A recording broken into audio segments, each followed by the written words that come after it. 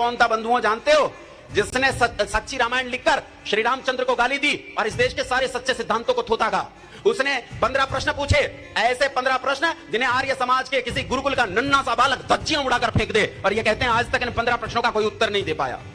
ये पेरियार कौन था? ध्यान से सुनो, ये बहुत समझदार आदमी था, इतना सच्चा, ऐसा उत्तम आचरण आपने आज तक नहीं देखा होगा। जब ये 20-22 साल का था तो अपनी 12 साल की चचेरी बहन के साथ इसने बलात्कार किया। उसके बाद ये अपनी चचेरी बहन को 12 साल की अवस्था में घर से भगा कर ले गया, उसके साथ ब्याह किया। कुछ दिन के बाद इसे अपना एक मित्र था, इसका नाम, जिसका नाम है मुदलियार, उस मुदलियार की पत्नी इसे भाग गई। टक्कर में इन्होंने अपनी पत्नी को क्या कर दिया?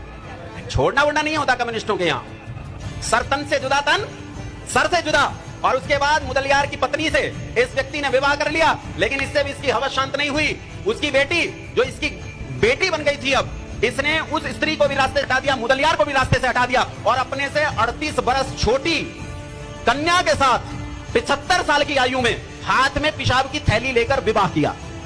पेरियार ने, ऐसा पेरियार भगवान राम पर कीचड़ उछालता है, भगवान कृष्ण पर कीचड़ उछालता है। ऐसा पेरियार ब्रह्मा और सरस्वती के प्रकरणों का उदाहरण देकर इस देश की संस्कृति को गाली देने का प्रयास करता है।